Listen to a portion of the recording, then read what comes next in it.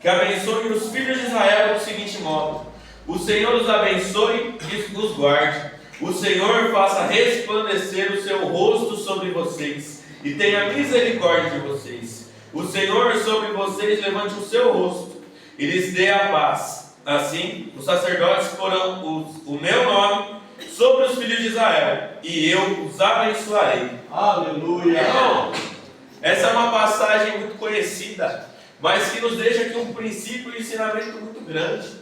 Porque essa passagem, irmão, é uma bênção sacerdotal. Era uma bênção na qual os sacerdotes de Israel faziam sobre os israelitas, para que eles recebessem de fato a bênção do Senhor. Mas sabe o que me chama a atenção, irmão, nessa oração? É que essa oração nos ensina vários aspectos do que nós precisamos pedir a Deus. Muitas coisas que a gente, às vezes, deixa de pedir a Deus. Porque se a gente analisar, irmão, a estrutura dessa oração, a gente vai ver que ela começa com um pedido para que Deus, Ele abençoe, que o Senhor te abençoe. Ou seja, um pedido para derramar a bênção de Deus. No contexto dessa passagem, essa bênção está se referindo aos privilégios da aliança, da antiga aliança. Mas se nós transportarmos para os dias de hoje, irmão, também seriam os benefícios que nós temos hoje da nova aliança, porque Jesus também deixou benefícios para nós.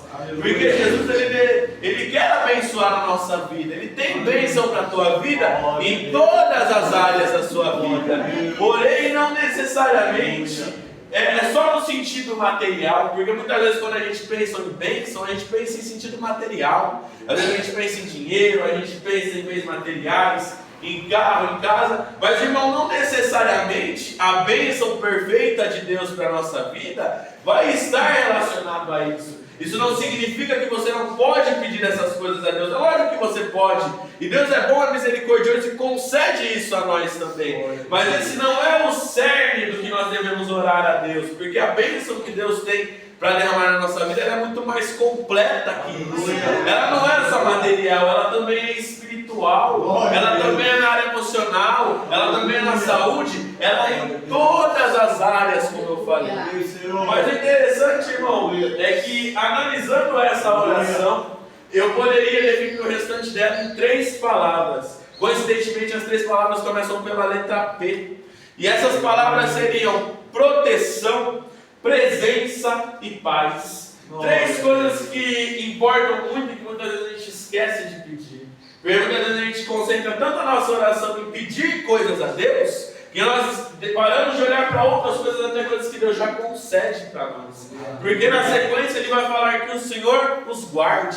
Irmão, como eu e você precisamos de proteção, ainda mais nos dias de hoje, que nós vivemos uma cultura de autossuficiência, uma cultura na qual o homem acha que não precisa de nada, que não precisa de ninguém. Mas irmão, Deus protege eu e você de coisas que nós nem imaginamos. Porque pode ser que você poderia ter sido sequestrado, pode ser que a sua casa poderia ter sido roubada, pode ser que tantas coisas pudessem ter acontecido na nossa vida, mas Deus te protege de coisas que você nem pensa. E quantas vezes nós deixamos de agradecer a Deus pelo que nós não vemos? Nós agradecemos a Deus pelo que nós vemos, mas nós deixamos de agradecer a Deus pelo que nós não vemos e nem imaginamos. Mas Ele está agindo em todo o tempo, porque Deus nunca deixa de agir na nossa vida.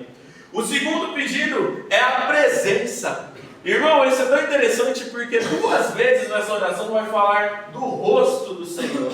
Que o Senhor levante sobre ti o teu rosto, que o Senhor faça brilhar o teu rosto em ti. Irmão, não é só um pedido de presença por Deus, por relacionamento. É claro que o principal motivo de nós buscarmos a presença de Deus é o relacionamento com Ele, é estarmos próximos a Ele, é estarmos em comunhão com Ele. Mas ter a presença de Deus conosco também implica deixar a luz dele brilhar na nossa vida.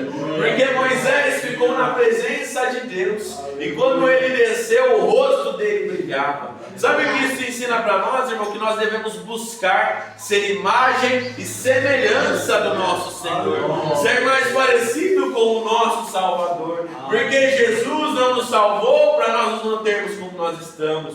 Jesus nos salvou para santificação, para transformação, para mudança de vida. Então nós devemos ansiar por isso, buscar a presença de Deus para também se assemelhar a Ele.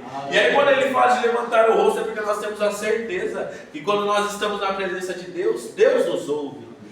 Pode até ser que Ele não responda a sua oração quando você quer, mas Ele está te ouvindo. Aleluia. E por fim, irmão, o pedido da paz.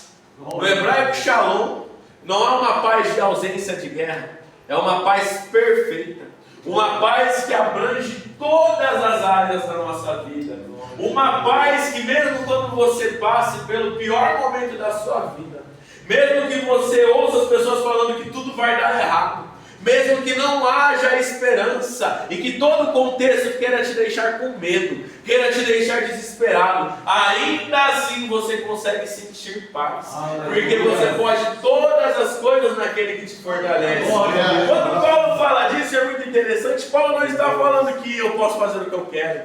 Paulo está querendo dizer que na verdade, olha, eu já fui livre, eu já fui preso, eu já preguei tranquilo, mas eu também já apanhei, já fui jogado na prisão, mas eu posso todas as coisas naquele que me fortalece, porque é Ele quem me traz a paz, é Ele quem me traz a tranquilidade. Porque, irmão, muitas vezes a gente coloca a nossa paz, a nossa confiança, como eu disse no começo, nos bens materiais. Irmão, eu quero te falar uma coisa nessa noite: não vai ser ter uma casa melhor que vai te trazer a paz. Não vai ser ganhar muito dinheiro que vai te trazer a paz. Não vai ser morar num condomínio que vai te trazer a paz. Porque a verdadeira paz, somente o Senhor Jesus vai te conceder. Então nós devemos buscar isso dele. E nós temos ele porque isso, hoje nós vamos celebrar a ceia. E qual paz maior nós não podemos ter do que a certeza de que nós temos paz com Deus, através do sacrifício que Jesus fez por nós. Porque agora nós já não somos mais pecadores na mão de um Deus irado, mas agora nós somos filhos na mão de um Pai amoroso. As palmas exaltam o nome de Jesus.